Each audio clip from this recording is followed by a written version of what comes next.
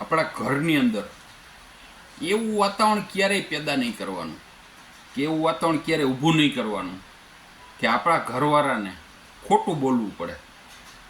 ઘણા લેડીઝના સ્વભાવ એવા હોય છે કે ઘરની અંદર વાતાવરણ જ એવું ઊભું કરી દે ને કે કંઈક ને કંઈક વસ્તુમાં ઘરવાળાને ખોટું જ બોલવું પડે તઈ જ ભેગું થાય ને કે ડખા થાય. તો આવા ડખા થાય એવું શું કામ કરવું જોઈએ?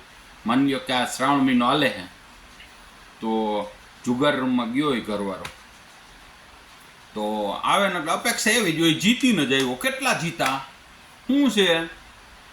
તઈને આવ્યા હતા કંઈ, તઈને આવ્યા હતા પાકી કંઈ આવી હતી, એટલે ફરજિયાત ઓલાને ખોટું બોલવું પડે કે આ 1200 રૂપિયા જીતો, 800 રૂપિયા જીતો.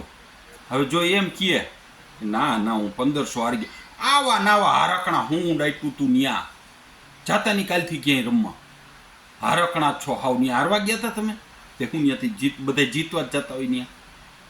એટલે ઓલાને ખાવ ખોટું બોલવું પડે કે હું આટલા રૂપિયા જીતો અને એમાંથી પાછા એને 500 ની પધરામણી કરવી પડે. આલ્યો 500 કાંઈક ડ્રેસ લઈ આવજો, કામ કરી આવજો. હાયરા હોય તોય ઓલો હાયરો હોય તો એને છૂટા પૈસા ખીચામાં લઈને આવવું પડે, કારણ કે ખોટું જ બોલવું પડે નકર ડખો થાય ઘરમાં.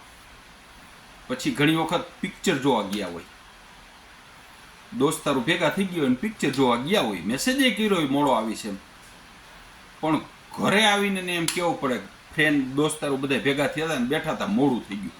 જો ભૂલે ચૂકે એમ કે પિક્ચર જો, હું પણ પિક્ચરની ટિકિટો 300 રૂપિયાની થઈ ગઈ છે. આવા નાવા ખર્ચા કરતા હોય.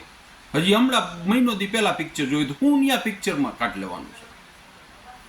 આવો સ્વભાવ રાખે. ઓલાને છે ને ખોટું બોલવું પડે કે હું હે ને ભાઈ ફ્રેન્ડ ભેગો બેઠો તો મોડું થઈ ગયું.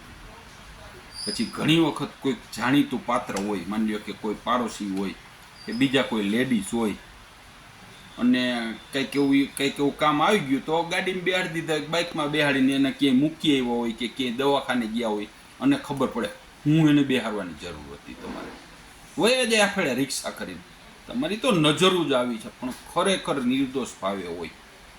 આવીને ભૂલમાં જો કહેવાય જાય તો ડખા થાય.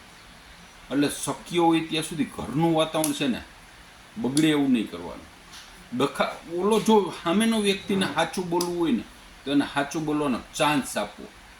આપણા મગજમાં આપણે ધાર્યું હોય ને સામેનો પાત્ર ન્યા જ ન ગયો હોય કે એ રીતે હોય જ નહીં, એને એનું જે કાંઈ છે ને એ કહેવાનો એક મોકો આપવો જોઈએ કોઈ પણ વસ્તુમાં. એમ પછી નાનામાં નાની શોપિંગ કરવા ગયા હોય કે ઘરની કાંઈ મેટર હોય કે હગાવાલાની કાંઈ મેટર હોય, ઘણી વખત છે ને કે એક ભાઈઓ કુટુંબની એવી બેઠક હોય, કોઈક પ્રશ્ન હોય ને એના માટે ઘણી વખત બધા ભાઈઓ ભેગા થયા હોય, એટલે આવે એટલે સીધું જ કહી દીધું ને મેં તમને અહીંથી લિસ્ટ બનાવી દીધું, આટલી વસ્તુ તો તમે કીધા વિના પાછા આવતા જ નહીં. ઓલો આમ કહેતો હતો ને ઓલી આમ કરતી હતી ને એ વાયડીની છે, આપણે ખબર છે ને આમ કરતા હતા ને ઓલી આમ કરતી હતી. એ એક વસ્તુ કહીને આવજો, તમે કીધા વિના આવતા જ નહીં, આવું અહીંથી કીધું. અને ઓલો ભાઈ આવે એટલે અપેક્ષા કહી દીધું ને બધું, કાંઈ બાકી નથી રાખ્યું ને.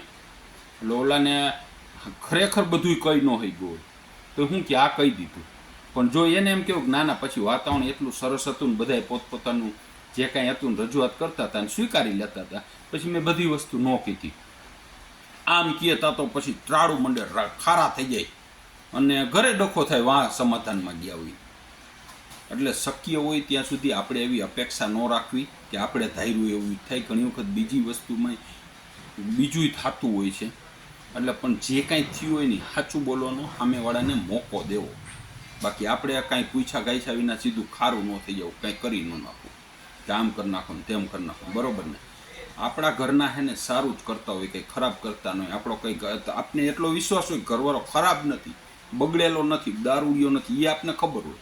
પણ આ બધા ટેન્શનની અંદર ઘણી વખત છે ને ઘણા વ્યક્તિને હે ને મૂડલેસ થઈ જતા હોય છે. ઘરમાં એ મૂડલેસ થઈને કરી નાખો તમે તો ઘરનો બધા પરિવારના સભ્યોને ટેન્શન આવી જાય. એવું શું કામ કરવું જોઈએ? બધા મોજ મારીએ ને એવું જ હંમેશા વાતાવરણ પેદા કરવું, બરાબર ને? ભીખાલાલનું આવું માનવાનું છે.